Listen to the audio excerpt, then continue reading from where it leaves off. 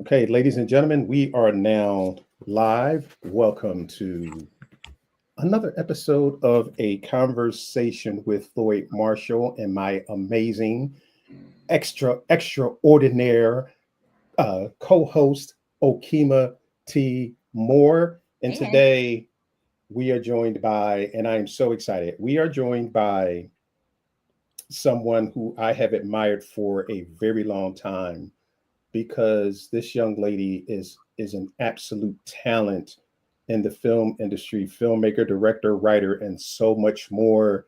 The incomparable, the amazing, the one and only Christine Swanson. Welcome to A Conversation with. Glad to have you here. Glad to be here. Yes, yes. Oh, okay. So Angela Davis is here, and she put up hey, some. Ange. So she put up some exciting signs. So she's as excited as we are to talk Nice. to you.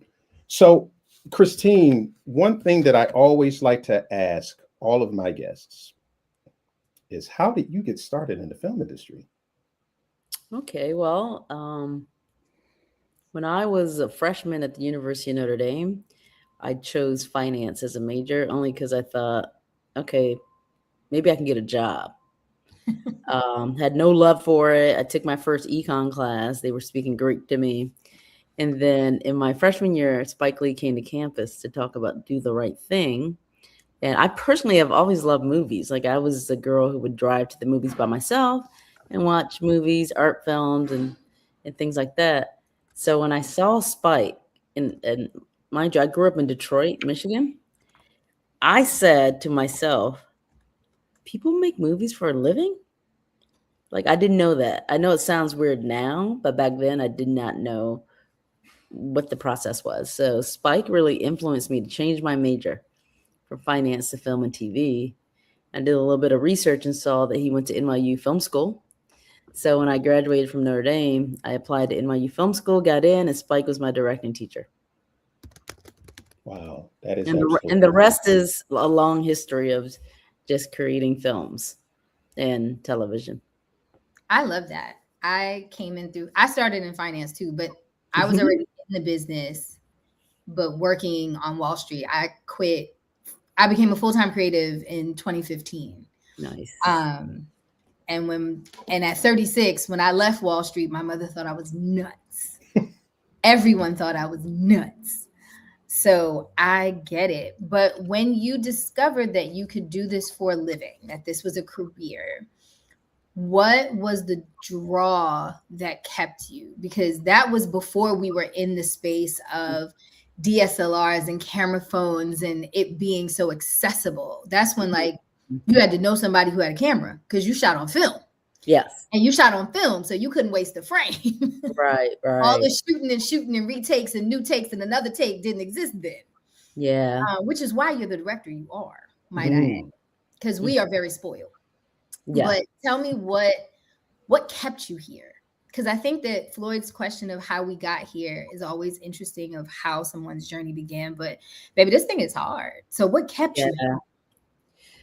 Well, when I made my actually started my first short film. It's called 2 Seasons. It won the first ever ABFF. Come on, 30 years ago. Yeah, like the HBO Short Film Festival. And they just posted that recently. I saw. I'm like, oh my gosh. I don't know. I didn't know what to think when I saw it, but it did make me a little nostalgic about that person who had only just made a short film that was actually for a classroom assignment. That was an NYU assignment. So it was never to screen it at such a large stage. Just very serendipitous that HBO had just started that short film festival competition. And my professor at NYU was like, hey, you should submit it to that. And then I submitted and then I won. And then again, it just started a career, believe it or not. But the thing that I took away from going through the experience of ABFF and winning, we got to screen the short film a couple times, and it's really it's the thing that sticks with me, that is what drives me as a filmmaker, is how audiences respond to emotional storytelling. And now I teach screenwriting, and pretty much all storytelling is about emotional connectivity. And if you don't get those beats right, you can be a filmmaker, you can be a director, but I think the special ones have an ability to tap into the heart gate of the viewers. And that's the thing that I felt that I uniquely could do. And it was just, verified. It's verified when you screen something for an audience and um, they're affected. So it's just kind of like, it's a skill set, I believe. But on a deeper level, I have come to recognize it as a certain type of, I don't like to use this word, but I'm going to use it, but just frame it correctly. I feel like I have an anointing to do this in the way that I do it, and uniquely in a way that nobody else does what I do. I love that. Yeah, that's amazing. But I want to go back a few years to when you first got to America, because you were born in Korea, if I'm not mistaken. Well, my dad was in the military, so technically I was born in Minot, North Dakota. Okay. Then he was stationed in Korea, which is where my mom is from. So I lived in Korea after I was born for the next 6 years. Okay. So my question to you with that, because I did a little research, and you were talking about that when you first um, got here, you went to live in Detroit. You did not speak English. So for, as you said, for the first 2 years, you basically observed. And Yes. then you talked about how that kind of shaped the type of director that you are now. And Mhm. and with you talking about film evoking a human emotion, I think with you looking and observing people, you kind of know how to tap in to what makes them react. Because, and we're going to talk about it a little later, Mhm. uh, your film Basement People, I was telling my wife, I said that was 17 extremely emotionally packed Mhm. minutes. We're going to talk about that later. But can you talk about how just watching people Mhm. made you the director and the filmmaker that you are today? Okay, so I landed in America when I was 6. I lived in Florida on a military base for a couple of years where I learned English. When I arrived in Detroit at the age of 8, I realized I do not speak Ebonics. Mm. So I was like, I don't know what these Negroes are saying. So I'm gonna just be quiet for a little bit. I'm gonna be quiet and I'm just gonna learn the dialect. I I didn't know the lingo, and I just didn't want to get in trouble. I didn't want to get beat up. It was just Detroit in the hood, you know. But um, as I so sometimes when you don't talk, it's like if you shut down one sense, the other ones are more heightened. Okay, so I think in that experience, one of the takeaways that I feel from that era that stuck with me is not only my keen observation of Black culture, Black people. I was raised by my grandmother and her sister, my great aunt, and my father and my brother. We all grew up in a house together in the hood. I had a lot of extended aunts and uncles and cousins. Um, so I was kind of technically orphaned by my mother. But what I observed about Black people and Black culture is that it is deeply and intensely loving Mm. without judgment. Now, I mean, the love is without judgment. I was like, without judgment, lucky No, you. no, the love is without judgment. It's what happens is people get afraid and they don't have the tools to articulate what those fears are. Or, we love Jesus, we go to church, but we don't leave it at the altar. Mm. And we carry that pain and angst and a belief system. And sometimes we vomit that on other people, or we project our pain to other people. But that is a circumstance of, it's a trauma response from, you can go all the way back to slavery. But judgment and personal trauma aside, we could not get this far without the truth of the love that we have for us. And I was the beneficiary of it. So that's why I know this love was poured onto me, and I couldn't make sense of it. Like, people sacrificed their lives so that I could thrive. I was being raised by my great aunt who had already raised an adult child, So it's just what people do. They roll their sleeves up and they make sure that you're going to eat, you're going to have a roof over your head, and you're going to be taken care of. Now, that's not to say sometimes they be talking crazy. And that's not to say that they did not know how to deal with their own trauma and pain. Okay? So that's something I observed too. I grew up in a Black church, and I understand the criticism of the Black church on numerous levels, but I also understand eventually, like, what love is from multiple levels. And I learned that growing up in Detroit and being surrounded by people who were just trying to make life better for themselves and others, but being slapped left and right by circumstances, financial, social, emotional, and sometimes not having the resources or the ability to weather through that. So look, I'm essentially like absorbing what? Drama, conflict, tension, resolution. Like, it's just storytelling, right? But it was very organically, like, introduced to me vis-a-vis Black culture. Wow. That was absolutely amazing. Now, I have a lot of questions, so Akima, you better jump in here. I'm gonna let you go. Don't worry, I got mine written. Okay. Well, you know what?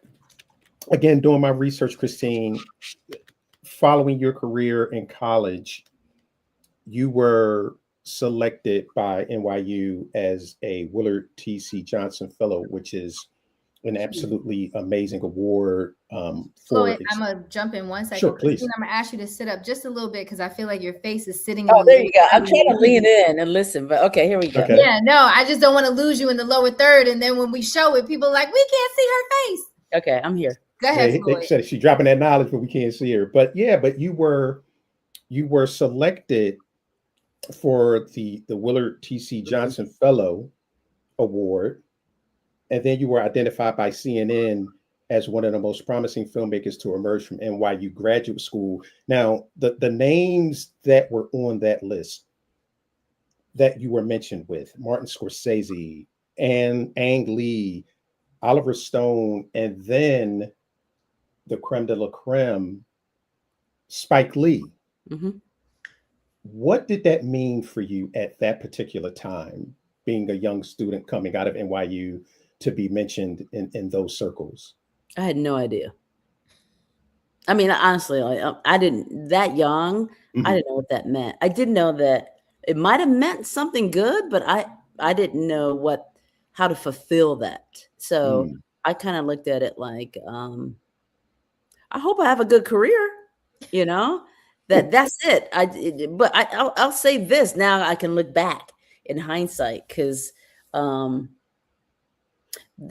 the structure of becoming a storyteller vis-a-vis film school, and particularly NYU Film School, is rigorous, if not torturous sometimes, and it's kind of like Survivor. Like it's like only the strong survive. So you're trying to manage that and then be as authentic of a storyteller as you possibly can. So pretty much it was preparing you for an industry that is kind of brutal sometimes, but you're always challenged to maintain your sense of voice and authenticity. And what do you bring uniquely to storytelling? Now, I will say this, I don't think I've had a career as elevated as those men that you mentioned, but I don't think it's for lack of talent. I do think it is for lack of opportunity on some level. But then I would say, admittingly, I also left the game for 15 years and raised 4 children. So had I stayed for 15 years, who knows what the history would say. But yet at the same time, what I love about storytelling, I can still do now. It's funny, all those years I just thought, oh my goodness, I'm going to not be able to come back. Well, sometimes you don't get to write your own story because life happens, right? So what we need to harness as artists is, as life happens, your artistry is always cooking. You may not be active on a set. You may not be at Sundance. You may not. Last time I went to Sundance was in 1999. Oh, wow.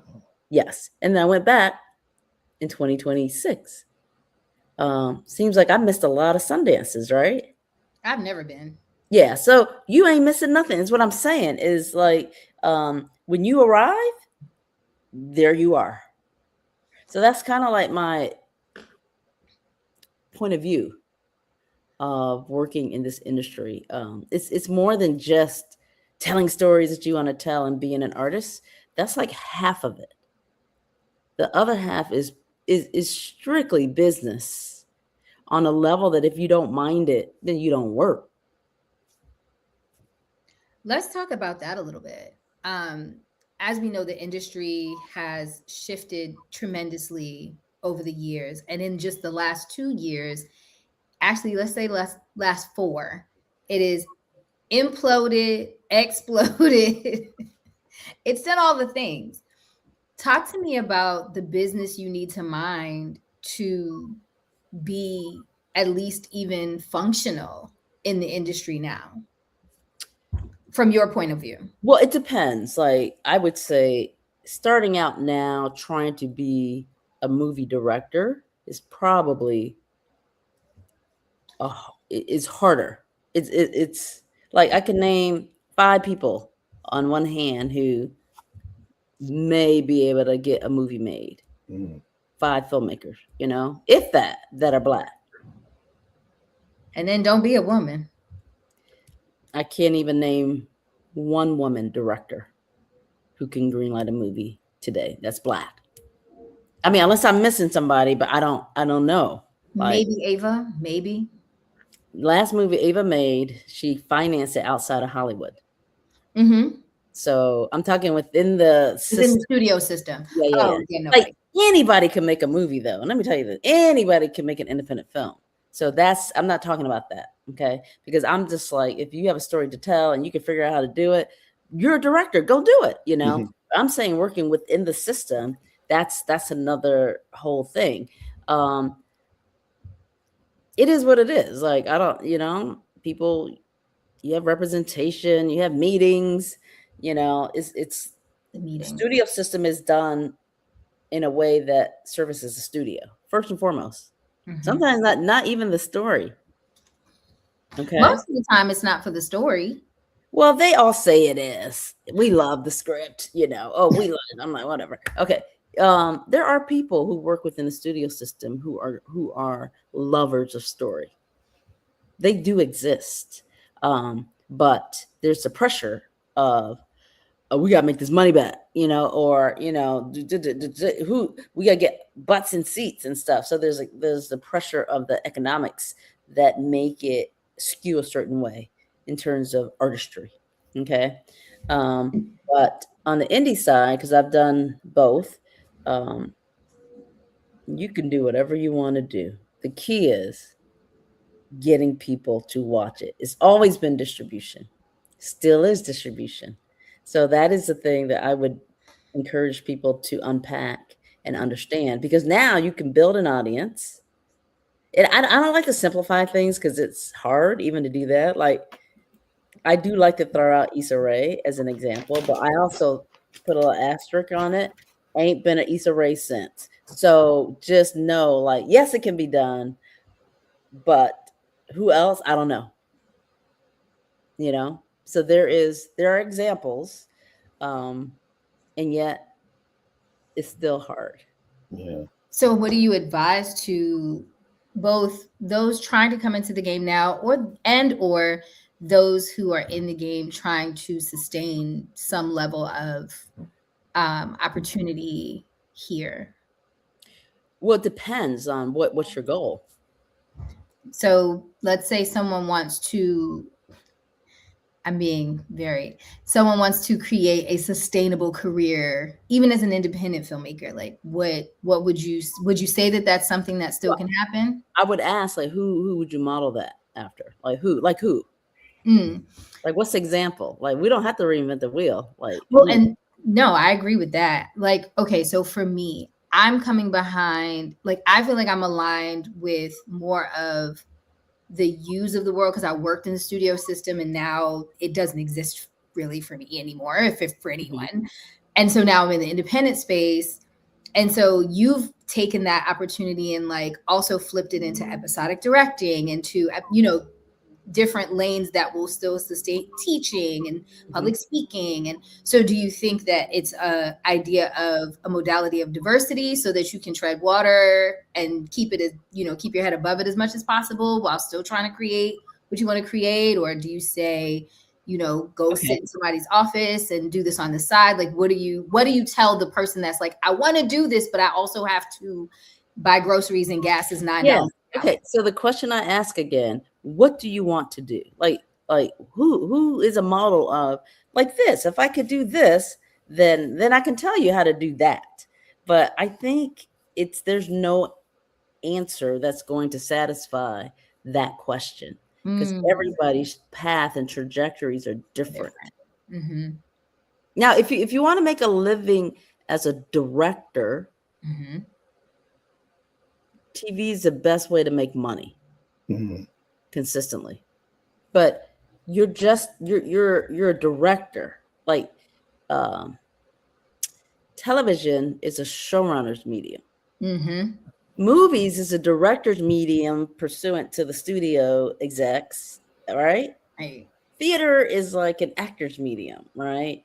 You got to know where you are. And you got to know what your goals are. So if you're like, I just want to make a lot of money doing it, then I would, if you're a director and you don't mind directing in service to the vision of others, TV is a good way to make a good living. Like, you won't starve. Most of my TV director friends who work constantly are doing really well. But it's hard not to crack, though. Huh? It's a hard nut to crack. They make it darn near impossible. Because what I realized when I actually did break into television directing, like, all these white dudes, they've been keeping this all to themselves. And I kind of came into late again because of mommy duties, but I realized, like, oh, you could have a career doing this. You're technically directing, and you could be a millionaire. They don't tell you that, do they? Nobody ever brings up that word when you're talking about TV directors, right? I'm going to repeat myself. You could be a millionaire directing television, you know, if you get enough episodes a year.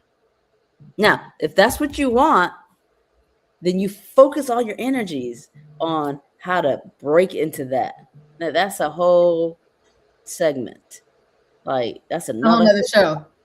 You know? So it's possible, but it's hard. And then once you do break in and you become a part of the system, then the goal is to keep working and just plug and play, right? Now, for me personally, I think I love directing television, and I love directing movies. So it's really about, if I'm doing a movie, You just carve out this amount of time to do that. And then the rest of the year, I can be booked on TV shows. So, I can manage both, based on my schedule.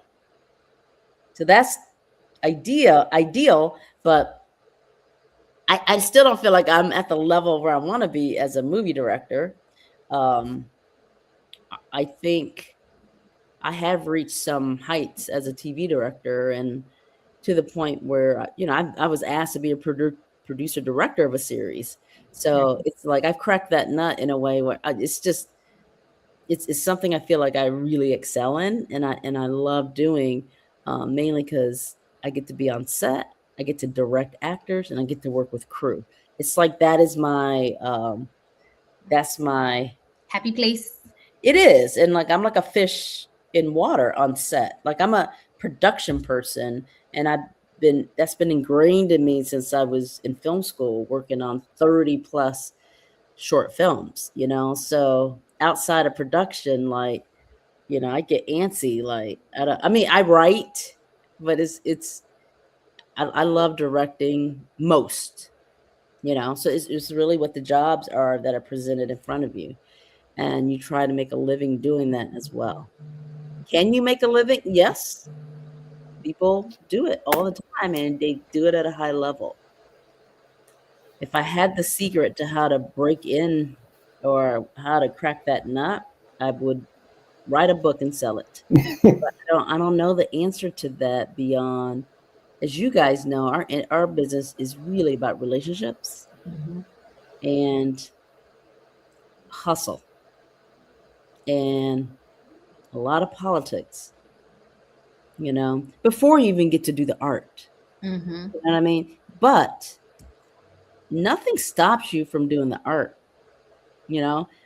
Basement people, I made that outside of the studio system. It's like I did a film that was wholly of my own energy. Like nobody told me what to do, or or cut this. No, it was like an organically derived artistic expression written by a man who's currently incarcerated in prison in Michigan. So this is what's possible with art when left to your own artistic influences and impulses. So you don't always get to do that on a television set, although it would help you to always be creatively nimble, right? Because that's what's required of you to bring ideas to the table that's going to elevate whatever script that's in front of you. So it's TV directing, and you're putting in reps constantly, right?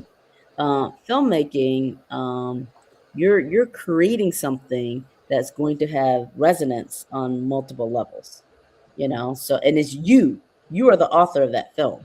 So that's the difference between the two expressions of directing, and yet they're very similar, however distinct. And like I said, if you can do TV directing, you can pay some bills, and then you can do an indie film like I did with Albany Road. So good. And just flex as an artist. So none of that was easy, and yet I got it done. If I can get it done, I think anybody who has ambition and a core belief system in themselves, that's half the battle. Like, that's what I learned in film school. It's like those that really believed in themselves did it. Those who relied on professors to validate them did not. Wow. This has been a masterclass. But I want to talk, I want to talk about something you mentioned regarding television, with it being primarily showrunners. So as a director, and you talked about this, as a director, film is basically where, I guess I can say, for like a better way to put it, you're running everything. And it's your vision. But when you are doing television, you are in service to the showrunner. So with you being so creative and having done so many things film wise, how do you navigate that when you're doing television? How do you navigate the fact that, okay, Christine, this is their vision. I may have some ideas, but I have to keep at the forefront of my mind that this is their vision. How do you navigate that? It's they want you to bring your ideas. Mhm. See, this is where, like, to me, the politics are crucial. It's like, just tell me what degree you want this to be. Like, hey, you want this to pop, be magical, blah blah. Let me go. You know. But then it's like sometimes people have a specific vision for how they want to do things, and like my job is to listen and interpret, and then elevate. But it's not the reverse. It's not like I'm coming in here, I'm gonna do what I do and drop the mic. No, it's actually the opposite. Like, 'cause let's just all agree, I have those skill sets. Like, I have drop the mic skill sets, right? That's not what's asked in TV directing. TV directing was asked is, these people have done all this work. They had a writer's room before you even were booked as a director, right? So they are asking you to come in to our home. We're inviting you as a guest. And we're going to hand over our baby to you. Please take good care of it. Please give me my baby alive, but it'd be great if that baby was happy and smiling and thriving by the time I come to pick it up. That's my job. I'm not creating that baby. I'm just taking care of it. And I'm handing the baby off better than I found it. That's it. Now, if I came in there and like, well, you know who I am, right? Would they trust me with their baby? No. No. So it's really understanding like how to modulate your. They allowed it for the hubris in the back. Well, yeah. It's we got to learn to modulate our creative ego and learn how to do story in service to others. And like, I've just learned to do that I've directed so much television where everybody has a different way in, right? I just listen. And like, I have the tools, I have the skill set. So now I'm just listening to see in what ways can I contribute to their vision. The minute you start making it your vision, you're a bad TV director. And it's tricky too, because you have to be in service to their vision without looking like you're weak and don't have any ideas. So I'm a little older now, so that's not a hurdle that I have to overcome anymore. But because, especially you're a woman and then you're a Black woman, it's like, they're always like, what could she do? And like, I don't know that everybody knows my resume or what have you. So it's been tricky sometimes where I'll start a show that I've never directed and white people running everything. And they're like, what do you think about, like, you're in prep, right? And I remember one line producer asked me, how long do you think it would take to shoot this scene? I was like, I don't know. And she was like, you don't know. And I was like, let's ask the AD, because it's their time to schedule and time all the scenes. Since I don't know the rhythm of the set, I'm new. I don't know the rhythm of the crew. Like, what hair and makeup people, how long do they take? The AD will know. Let's ask the AD. And what I often do is give me a good estimate. And if the AD's like, we should not spend more than 2.5 hours on this scene, I will assess it and I will look at it and I will figure out, like, I'll talk to the DP, like, how many setups do we have? How much coverage are we doing? Then I will decide, can I do this in 2.5 hours? And if I think I can, then I just say, run the clock. I guarantee you I'll be out in 2.5 hours. If I've assessed it and I said I can do it. Now, if I have assessed it, I'm like, there's no way. No way. So I think we should schedule this for 3 hours. and then take a half hour on this scene after lunch. So this is just the knowledge, now the skill set that you're applying to a machine that's already established and taken off before you get there. So you got to work with that machine to make sure, mainly, that you don't fail. Because I promise you, they will throw the director under the bus in a heartbeat. So I'm like the person. I'm like, you can blame me for anything. I would take responsibility, but start the clock. Let's go. If I don't deliver what I promise, then blame it on me. But I'm gonna do everything in my power to make sure we're on time, we're on budget, and the quality of the storytelling is excellent, and that the crew feels involved and validated and loved. I can promise you that. You tell him, Christine. Wow. I think I just did. Wow. Yes. You tell him. No, this is all great for our audience to hear. In so many of our conversations, they're wonderful and they're enlightening, but people don't get the gritty. They don't get the non-sexy, intelligent, granular parts that make you better or that prepare you for those moments. And so I love this conversation because it's giving our audience a little bit something different than we normally have with them. It's not just, haha, this is so fun, this person's so fancy. It's, oh, this person's teaching me how I can make a living and how to do it in a system that wasn't set up for me to even be able to, that I should even be in the room.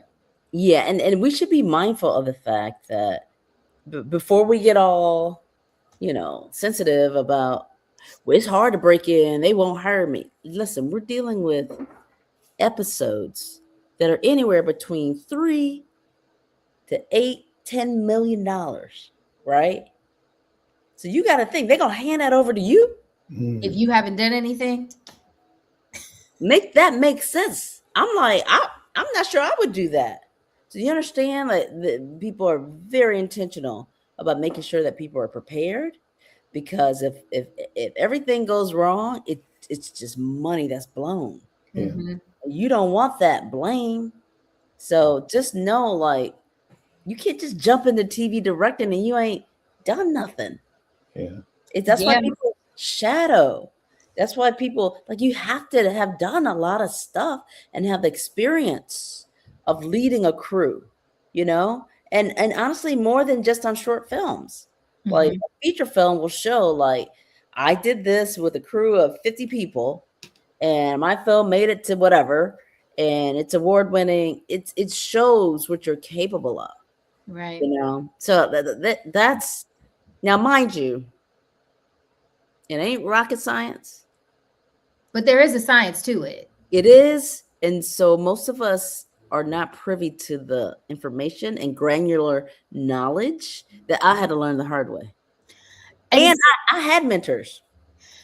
But that's why I think this generation is very fortunate. Like, I know for myself, I just got into a episodic directing fellowship, but I've also spent my money for the last 2-3 years. In every class from Mary Lou Belli, Rachel Ramis, Morinike, Bola Agun. Like, I was in the Bola Agun shadow class to learn how to shadow. So when I get one, I don't go in there and embarrass nobody. Like, you gotta want the thing. And then Bola done figured out how to monetize shadowing. Listen, because I was in the class taking notes, like, oh, let me put the plastic thing over my keyboard so my nails ain't irking somebody. Like all the little things you don't even think about till you get there, right? It's sad. Yeah, you're right. But this generation, you guys didn't have any of that. You figured it out, trial and error, and in your generation, error was hard because they were mean. Wow. Yes. They were mean. I know Spike. People, people, it's like, I love the younger people because maybe they weren't beat up as much. Remember, I'm in the middle, right? So I can't speak for like Gen Z and like millennial because I'm Gen X, and I came in when this plane was being built, not when it was already flying. So I'm kind of sitting in the middle, right? Where I watched how y'all got treated. I got some of it. It's like in Greek life. Like I pledged in 98. So like it wasn't like 77, but it's not like 2011. So you didn't get the full haze. No, I did 13 and a half weeks online. I did. Okay. But it wasn't what happened to my aunt who pledged in the South in 72. And did it take all that? Like to me, I was always like, Lord, let me be the change I want to see, because you are though.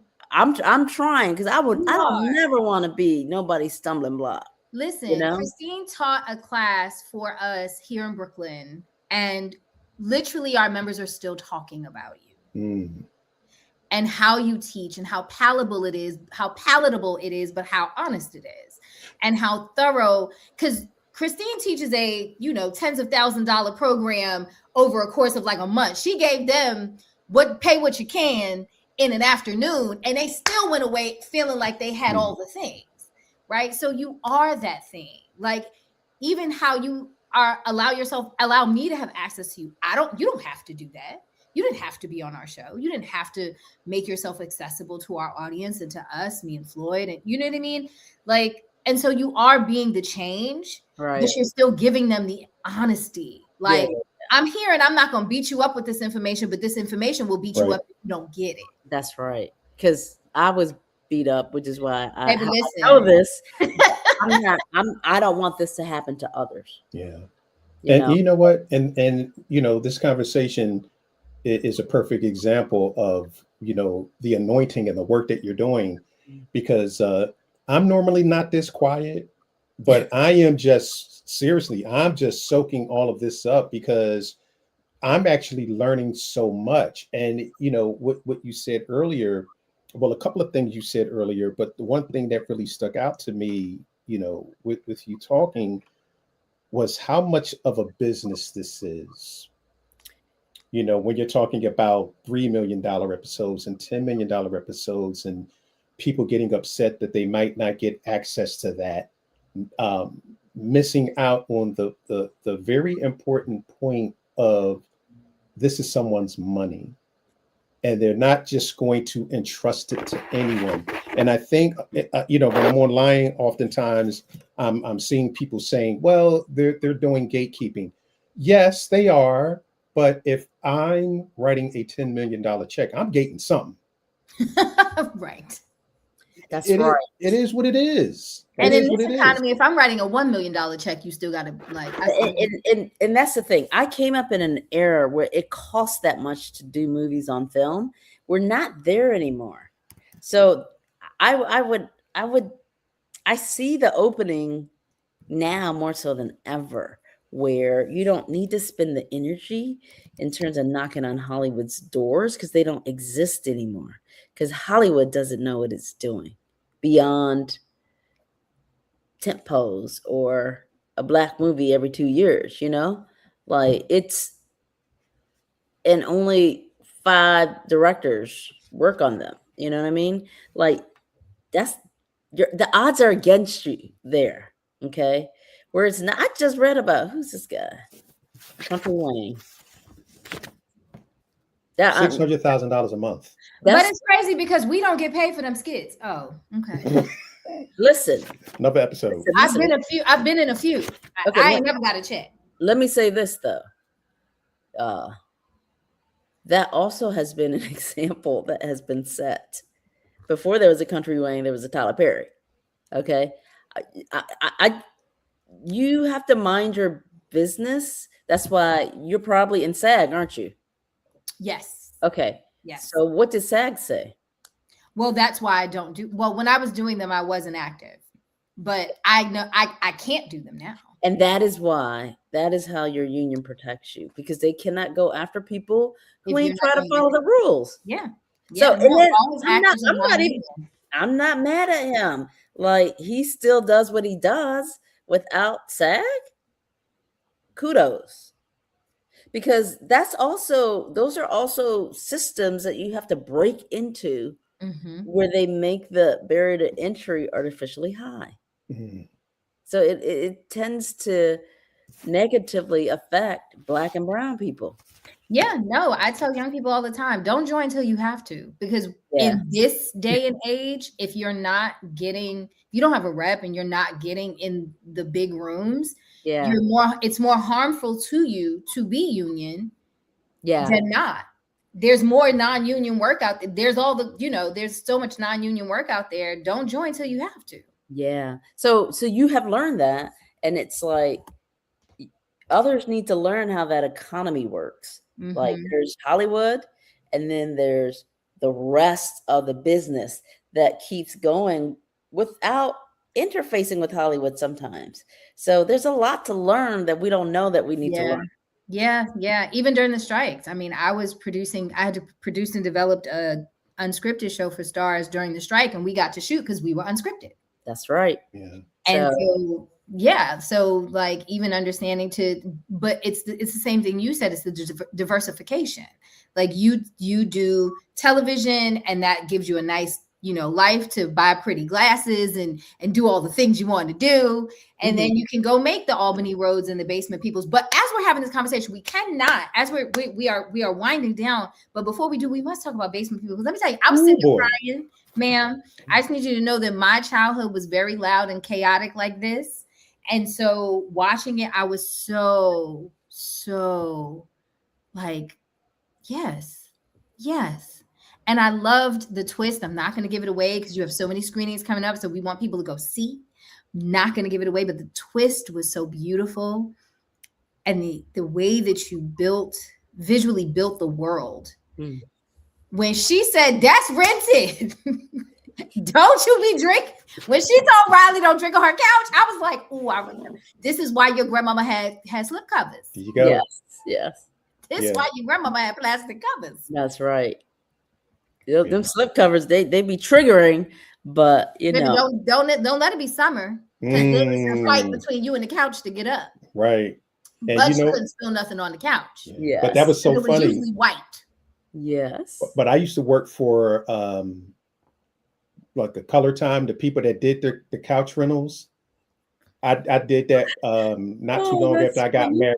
Wow. So when she said that, I immediately went back to, like, I know exactly what she's talking about with the rent to own, which is an entirely whole nother show. The millennials know about that because Rent-A-Center was a big thing 10 years ago. Yes.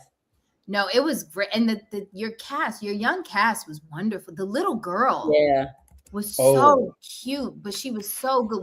When that one little glory tear rolled down her little cheeks. You said glory tear? You know that's that Denzel, that one tear. I know. She had a line. I'm not going to say the line because y'all need to see it. But when that little girl said that line, I was like, I felt that. Because you could just feel the weight. And for a 7-year-old to have that type of weight, I'm a father, and I'm like, I cannot imagine, my daughters, they're both grown now, to have had to, deal with that. But again, we're not going to say too much about it because we want people to see it. But can you unpack it a little bit? Yeah, what we can say about it is many of us, especially in urban communities, have experienced trauma that just has gone undiagnosed. We have dealt with aggressive behavior from our family members. Today, we would call that abuse. We have dealt with intergenerational trauma that gets passed down from generation to generation to generation, and we just call that a Tuesday. Mm-hmm.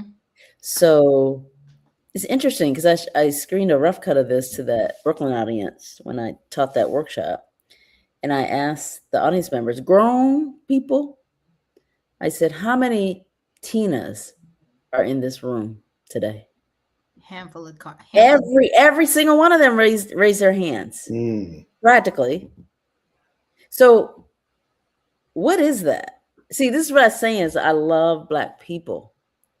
But that's not to say we are not without our own issues and our own prejudices, our own hatred, not only of others, but of ourselves, and how we create cycles of abuse, whether it's overt or covert. So this is a story like you may want to sympathize mostly with that 7-year-old girl, Tina, but this is a story where the writer explicitly expresses that we should have empathy for everybody in that house. All of them. They were I all love going. They were Riley's all. character. Yeah. I loved that. Well, one shout out to baby girl Riley. That's Lucy Poo. She's amazing. She did wonderful, but I love that she clearly comes from much less trauma and tragedy. Yeah. Because she immediately took the little girl and loved on her. Yes. And then when it wasn't reciprocated, it was like, okay, you know what? Nope. Yes. So and not everybody knows to have the response to draw a boundary or to walk away. So then imagine like growing up like that as a child and having all these kind of unresolved trauma wounds. Mm-hmm. What do you think that does to us as adults? Mm-hmm. Well, we know. Before we got on the call, we talked about this. This is why I'm single now. Constantly trying to heal. It's in there. That inner child. Yes. Yeah. And God bless the person who can say, I don't know what you mean. Right. But I've not met that person yet. No. And no matter how much work you've done, because like we were talking about my situation and it's not just on my partner. Like I had my own baggage that we all do. But at this point, it's like, especially from our generations. Yeah. Everybody's got baggage. My thing is, I just try to make sure that it's small enough to fit in the overhead compartment or under the seat in front of me, and that it's not so big I got to check it to fly. Yeah. And a lot of us not understanding like how to deal, like, wasn't nobody going to therapy? No. Like growing up in the hood. Like, and now a lot of people still like, I'm twisting my parents' arms to go see the lady. Yeah. Yeah. Mm-hmm. And you saw how it came out in the film. Yeah. The lack of therapy. It's indoctrinated into our psyche and our culture that we don't do that. Mm-hmm. Right? I ain't telling nobody my business. Oh, and I'm Caribbean, so forget it. What are you? I'm Caribbean. Forget it. Oh yeah. So it's only don't put the business of the family in the street. That person don't know you. They don't know me. Why are you telling that stranger your business? Mm-hmm. Well, I love that. Wait, where are you from? Where's your family? Guyanese and Bajan. I love it. We got some issues, and listen, I say this with love because every time I see issues, I'm like, ooh, we got conflict. We got drama to tell and write about. Material. Yes. So that I think that's what shaped me as an artist.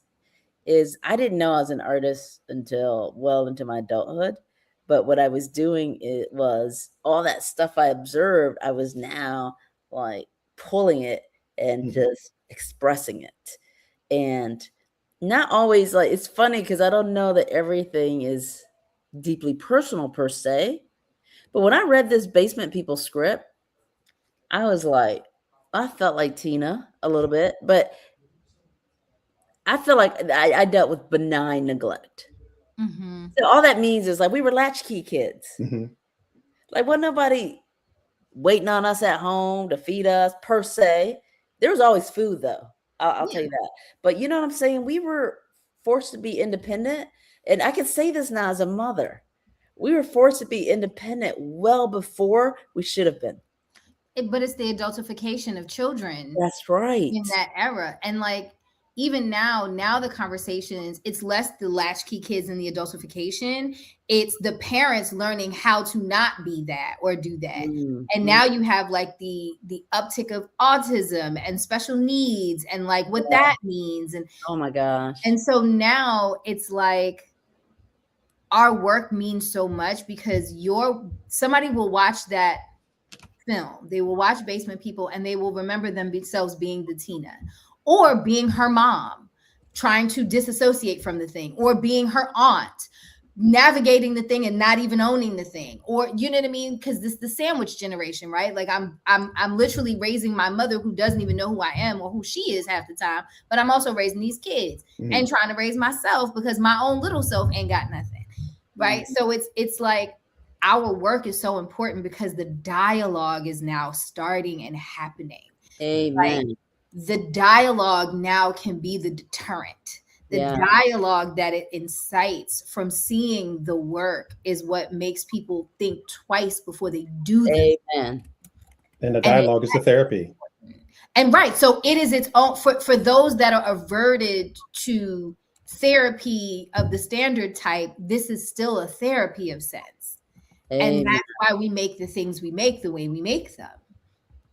Yes. So basement people gonna be somebody's therapy because baby, I sat there like, "Ooh, I was Tina." It was a very powerful I literally film. cried. I literally sat there and cried. Oh, wow. In what ways did you feel that you connected to Tina's journey? So I live in the house I was raised in. My mother had me young, and she wasn't really keen about the mother part. And so everything was my fault. The things that were said to me were crazy. The things that I would blame for at 7, 8, 11 were crazy. The beatings, or should I say the abuse, disguised, you dressed up as discipline when I didn't even do nothing. Like, you know, and then the neglect and leaving me with my grandmother because, you know, I want to be in these streets. I'm hot. I'm cute. I'm gonna be outside. Or my father. I love my dad, but my dad was a career criminal. And oh, wow.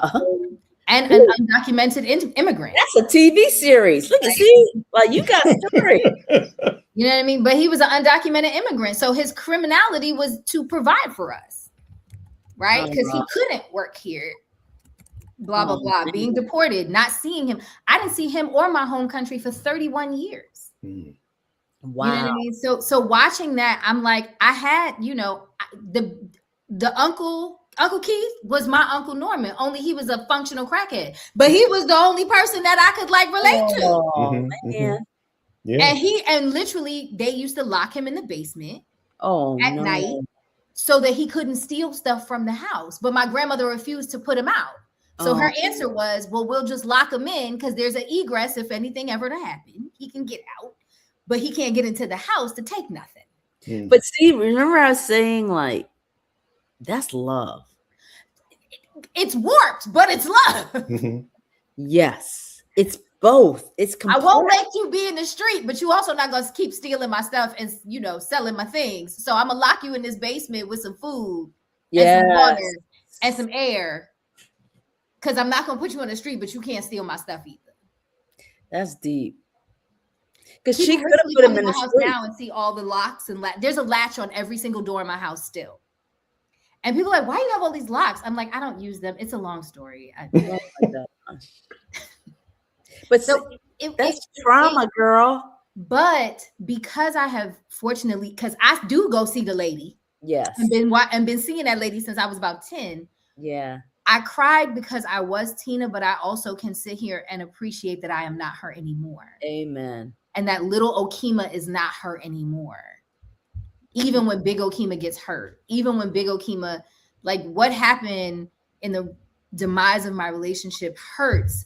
But if Okima was still Tina, she'd still have a relationship because she wouldn't have had a boundary. She wouldn't have had, and she wouldn't have been able to realize that she wasn't good for the partner that wasn't good for her either.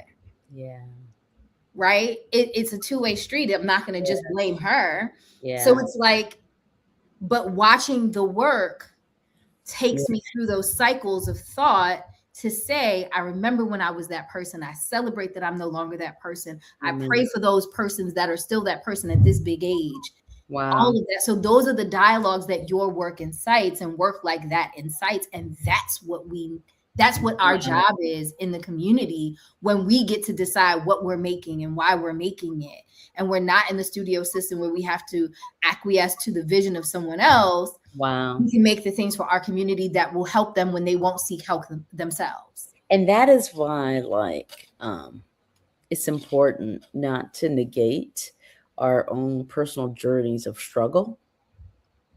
of resilience and learning things that one day we can try to heal from so that others don't repeat what we've been through. And I really think storytelling is an instrument for that on multiple levels. That I was inspired to do Albany Road because my husband's mother died of breast cancer and didn't really tell us how bad it was until she was darn near dead. They never tell. They never tell. They never tell. My grandfather didn't tell us nothing till the day he died. He was a whole Buffalo Soldier with medals, and I never knew any of it till he was gone. And what's the trauma it creates for us? Yeah. But it's because of the trauma that they had. Amen. So we are cycle breakers. Amen. We just happen to call ourselves filmmakers. Filmmakers, yeah. Albany Road was beautiful. Thank you. Albany Road was beautiful. Yeah. But you know what? That's what's so important about the work that we do. And that's why I tell people, if you have something on your heart, make it. You know, it doesn't have to be perfect, but make it. But bring some excellence to the table, though. Yeah, I would say, like, what is make it though, Floyd? Because sometimes I'm like, you may not be a director. Why don't you just write it down? Write a short story. Like, making a film, like, it's not for the faint at heart, and you involve so many other people. So write it down. I say write first because I feel like writing is accessible to everyone and doesn't cost anything. So before you think you're a visual storyteller, figure out if you have a story to tell. You don't have to be the best writer. See if you can go from A to B to C as a writer. Like, what are you trying to convey? What are the themes? Who are the main characters? Who are the characters that are there to assist? Or are they the antagonists? Like, it's more than just make it, because I used to be a judge on film festivals of short films, and I had to stop. I can't do it anymore. Really, anybody can make it. We want to do things with excellence, like Okima said, but while practicing our craft, you know, we'd have to start from somewhere. I'll give you that, you know. But I just feel like there's a craft to what we do on the level at which we do it. That's all I'm going to say. Yeah. And that's the thing, the accessibility. I'm not opposed to the idea of just make it, but if you're going to just make it and you're figuring it out, then understand that that you've made should be with people that understand that you're just making it. Right. And then you can continue to progress. Yeah. Well, that's what I mean. That's my fault for assuming.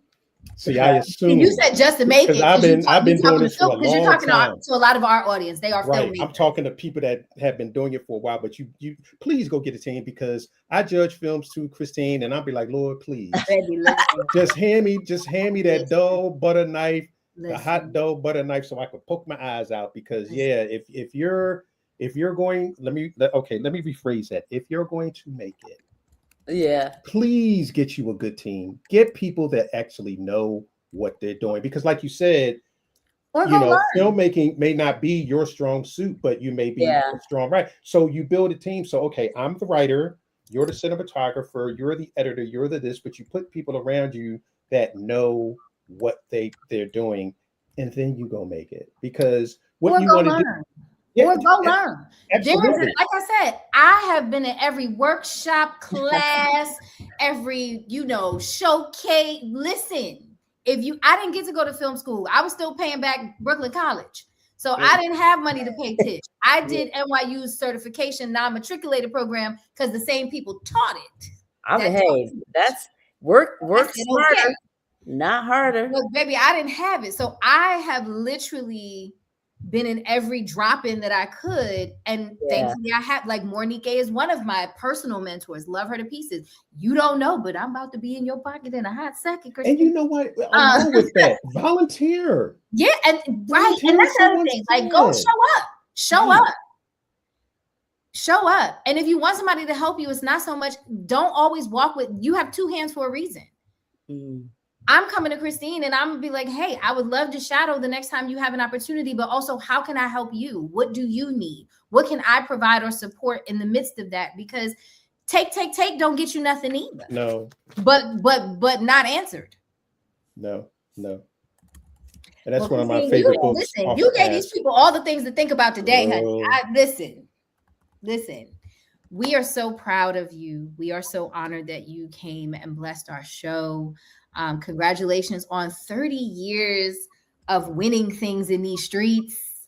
As a former HBO winner, I stand on your shoulders. You know what I mean? And we are just grateful that you continue to use your powers for good and not evil, because it's a lot of people out here that don't care about nobody but them. And yeah, so but we gonna all meet our maker and then rethink some things when we go in the opposite direction of where we thought we should have gone. So I'm like, listen, I live out my life in fear and trembling of that. And like, I have met some really despicable people in this industry, and they're still working. You know, I feel like then I've met some wonderful people in this industry. And what I realize is that's everywhere. And we have to be careful not to make this a dream factory, because if we do that, then we're not going to have our eyes open as to the nefarious factors that also exist as well. Yeah. Yes. So what's next? Well, I'm jumping on this festival circuit because I have a lot of screenings set up with Basement People while I'm waiting for my next assignment, whether it's television or a film. So I'm circling the wagons on all of the above. Okay. You know what? I'm sorry. I had one more question. The script to Basement People, you said the young man is currently incarcerated at the moment? Yes. How did you get that script? So there's this Calvin University in Grand Rapids has a 5-year degree program with this prison in Ionia, Michigan. And one of the classes that was taught last year was screenwriting. And this young man wrote a screenplay, and the professor was like, this script is so good. It's better than film school people, you know? So he set out on the path to find a Detroit-based filmmaker to direct it, because the writer was from Detroit. And long story short, it got to me in a very serendipitous fashion. And interestingly, I was like, well, let me see what I can think of, because I don't really do short films. But then I read the script and I was like, oh my gosh, I know every one of these people in this movie. And because I'm from Detroit, I'm like, it's me, Lord, right? It's me. So, and that's how I ended up directing it. And last week we were able to screen the film in the prison for the writer. He was in, and you can't tell me God ain't real. See, you know what? The starting point does not have to be the ending point. Amen. Because that young man is probably sitting there saying, "This is it." Well, he had no idea that a Hollywood director would grab his script and put friggin' Jackie Clark in it. I did it because she's from Detroit.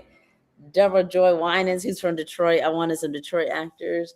And we made a film that really is going to touch the hearts of people and will be used for a healing tool for people who experience trauma. And our next screening is going to be on May 21st in Dayton at the Dayton Black Women's Film Festival on May 21st. And then Riley, who plays the young lady who actually has some sense, Riley Davis is from Dayton, so we get to screen it in her hometown. Yes. So looking forward to that.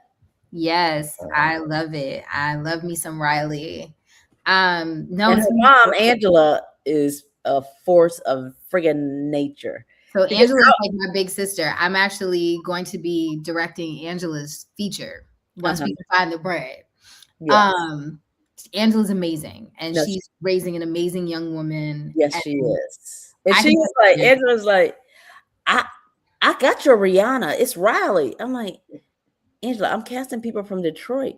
Oh no, we'll be there. Oh no. Let me tell you something. Angela, baby, listen. Angela gets in that car with that baby, okay? Angela gets in that car with that baby, and she can take that baby wherever she needs to take her. They drove to Detroit in a snowstorm. They sure did. I'm like, you better go ahead, mama. And I'm gonna tell you how God works. The car died on the way back, not on the way there. Oh no, I didn't even know that. Her husband came and got them, but the car died literally halfway on the way home. Why did it die? Wait, what? Who knows? And it wasn't even an old car. Something happened and the car went out. Oh my gosh. On the way home. I sat and talked to Angela for 2 hours while she waited for her husband. Oh my gosh. But she literally said, this was an experience Riley needed to have. She's in Christine's film, and that's all that matters. At least it wasn't on the way there, so she got to do the work. That was her conversation with me. Praise God. Amen. Amen. Well, boy, wow. Ladies and gentlemen, listen, please listen to this episode multiple times, because the masterclass that we all got today was just absolutely amazing. And you got it for the low price of free $99. If you cannot incorporate immediately into what you do, with all the information that you've been given, then we can't help you, because you learned I'm speechless, because you learned so much today, and it was such an honor and such a privilege and such a pleasure having you here. And it is so surreal that the first time I saw you was at the ABFF back in 2007 as an actor, and now I am sitting here interviewing you. So stick with it, ladies and gentlemen, because you never know where this business will take you. That's true. But again, ladies and gentlemen, thank you so much for joining myself, the amazing Christine Swanson, my beautiful and talented co-host Okima T. Moore. Miss Angela Davis was in the building as well. So thank you so much for being here. And ladies and gentlemen, we're going to end it like we always end it. Love it like a hobby. Treat it like a business. Take care. Take care, guys. Thank you for having me. No, thank you for coming. Yes, don't leave yet. My pleasure. Are we done? We just